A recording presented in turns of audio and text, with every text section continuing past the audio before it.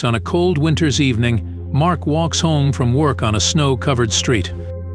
As he walks down the deserted street, he notices a small dog in the snow, whimpering and shivering. The dog looks up at Mark with pitiful eyes as if he was abandoned. Mark decides to walk with the dog. As they walk, the dog barks at a bush nearby. Mark was wary of what he might find in the bushes. He was sure that it was something dangerous, which was why the animal had been so aggressive. As he neared the bush, he caught a glimpse of what was inside and quickly ripped it open. He was surprised at first that he understood why the dog brought him to the bush.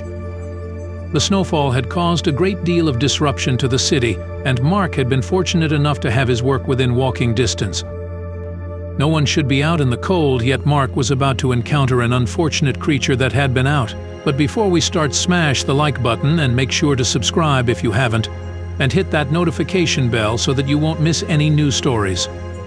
It was late afternoon and he was coming home from work. The wind was really cold and he was in a lot of pain. He hadn't been out in a while and was thinking about calling in sick for the week. Just as he was about to hide behind a big tree, he saw something move in the snow. It was still too far away for him to make out what it was, but it was definitely not a person. It wasn't until it came closer that he realized it was a small dog, and his heart sank. As the animal got closer to him, he could tell it was in pretty good shape. It was full of energy and didn't look like it had any frostbite or anything. He was worried that if it had been here for a while it might have been affected by the cold, but it didn't seem like that was the case. He tried to pet it, and it was still warm to the touch. He noticed it had a collar on it, but it jumped away when he tried to grab it. This made him think it had an owner. The animal barked a few times and then began to walk away from Mark, pausing to see if Mark would follow him. It was getting close to dark and he was still far from home, and the darkness would make it even colder. He did not want to be outside in the cold, but he also did not want the animal to be cold either. Taking a chance, Mark followed the animal, hoping that he would be able to catch and bring it home or to its owner if he was safe from the cold. The animal was very happy, almost jumping and wagging its tail as Mark watched, and Mark was so pleased that he smiled. However, the smile quickly faded when he realized where the animal was leading him. The first 2 minutes were spent walking deeper into the forest, and Mark began to doubt himself as he walked away from home. Every time he slowed down or tried to turn back, the small dog began to bark again, almost pleading with him, "Don't leave me." Mark felt he had no option but to follow his dog and hope he was close to where the dog was going. After about 10 minutes, it looked like they were getting somewhere, but from Mark's perspective, nothing much had changed.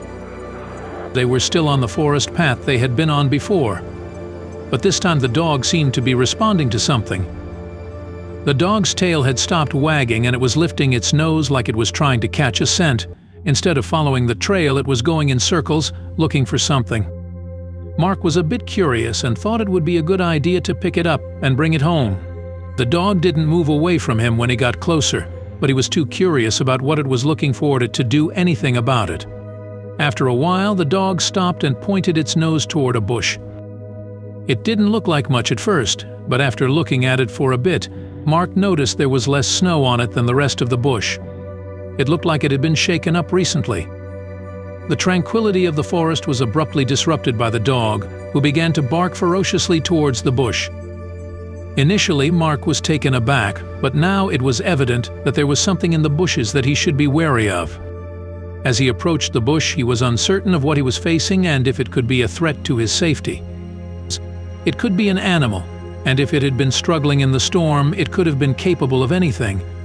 His hands were trembling as he attempted to part the bushes, and the air was filled with a sense of impending danger. Suddenly something moved and almost emerged from the bushes, out of the way and away from the trail.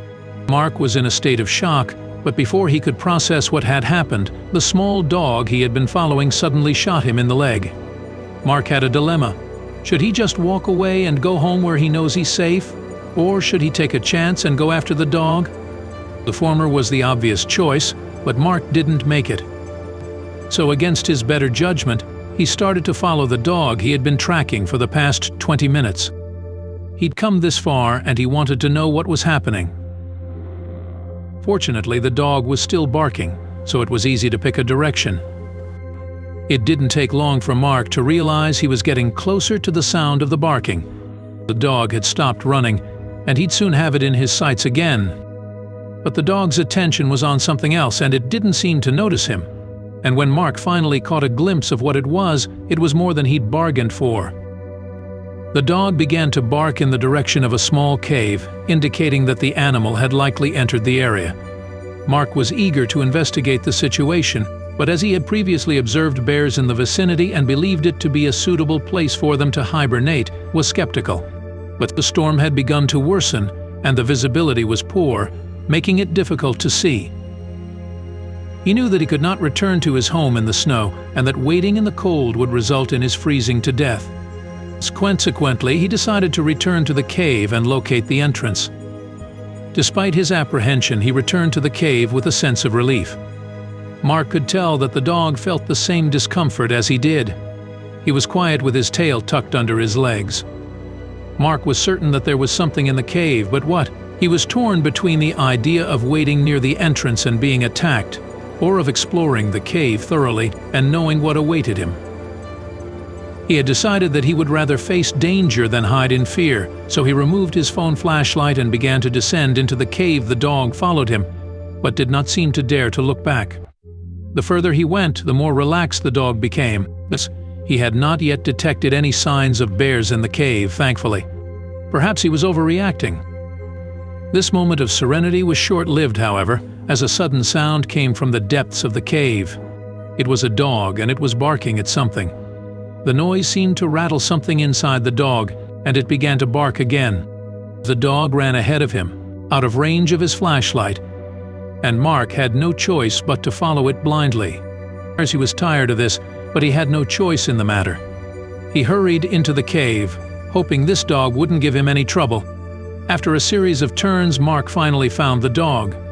They had reached the bottom of the cave, and to Mark's relief, there were no bears or anything else at all. There were just a few rocks, and the dog barked at them. With a flashlight in his hand, he confidently approached the rocks, still uncertain of what to expect. As he shone the light, he was met with two pairs of intense eyes on a creature he had not expected to see: a small cat. It was evident that the cat had been suffering from the extreme cold of the preceding days. The animal was still quite young, and Mark could not comprehend how it had managed to survive without its mother. He decided to take the cat with him, and with the help of his small dog, made his way back to the cave entrance, where the snowstorm had finally subsided sufficiently for him to return home. Mark's initial step was to visit the veterinarian, where he promptly paid for a comprehensive assessment of the cat and canine companion. Fortunately, the veterinarian found nothing to be amiss with either animal, and they were able to recover from their injuries for some time. However, the next step was to adopt both cats and dogs.